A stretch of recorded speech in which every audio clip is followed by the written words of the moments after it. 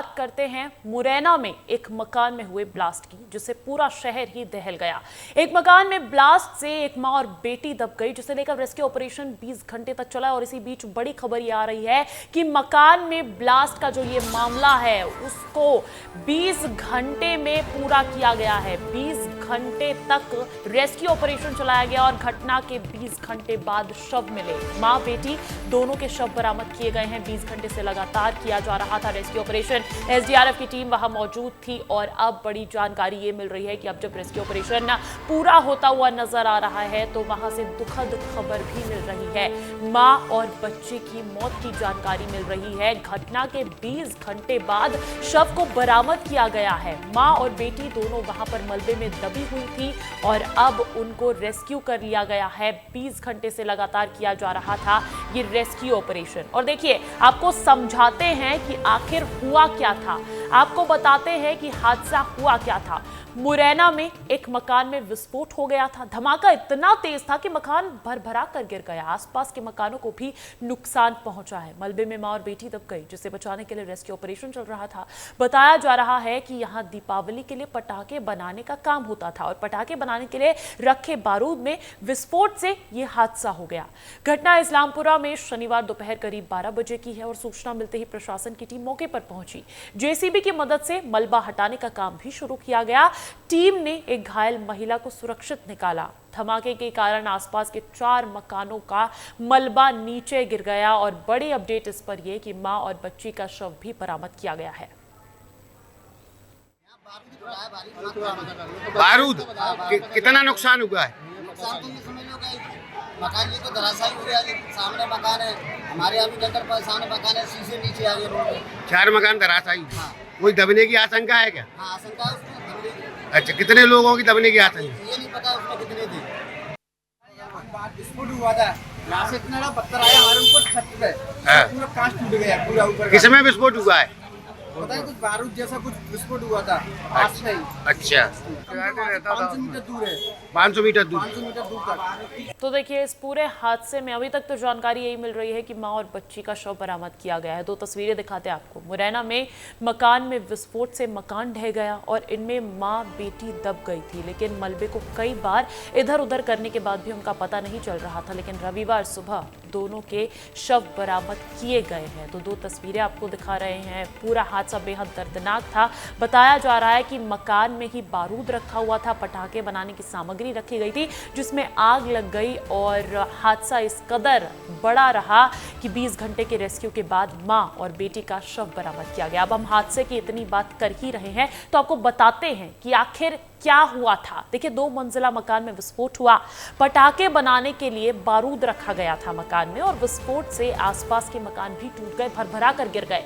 देर रात तक मलबा हटाने का काम जारी रहा। धमाके के बाद आसपास अफरा तफरी मच गई, जाहिर है, और 20 घंटे तक ये रेस्क्यू चलाया गया। 20 घंटे के रेस्क्यू के बाद शव बरामद हुए, जो तस्वीरें हम आपको दिखा चुके। अब सवाल ये भी उठता है कि आखिर इतना भयावह हादसा हो कैसे गया, उस पर भी गौर फरमाइएगा। देखिए, पिछले 2 साल से जमील खान किराए पर रहता था और हर साल जमील पटाखे की लगाता था दुकान वहां पर, और इस साल भी उसी के लिए इकट्ठे किए होंगे उसने पटाखे, क्योंकि दिवाली आ रही है। अब इन्हीं पटाखों में आग लगने से ब्लास्ट हुआ है, ऐसी आशंका जताई जा रही है। हालांकि ये तो प्राइमा फेसी जानकारी मिल रही है, इसलिए आपको बता रहे हैं। अभी भी इस पर जांच पड़ताल चल रही है। अब इस खबर पर अधिक जानकारी देने के लिए मेरे साथ मेरे सहयोगी अनिल गौड़ जुड़े हैं। सीधा उनका रुख करूंगी। अनिल, दर्दनाक हादसा हुआ है, रूह कांप जाती है ऐसे हादसे से, जहां अभी तक एक बच्ची और मां की मौत की जानकारी मिल रही है। ताजा अपडेट्स क्या है? क्या धमाका होने की वजह साफ हो पाई है अभी तक? अभी कैसी तस्वीर है वहां की?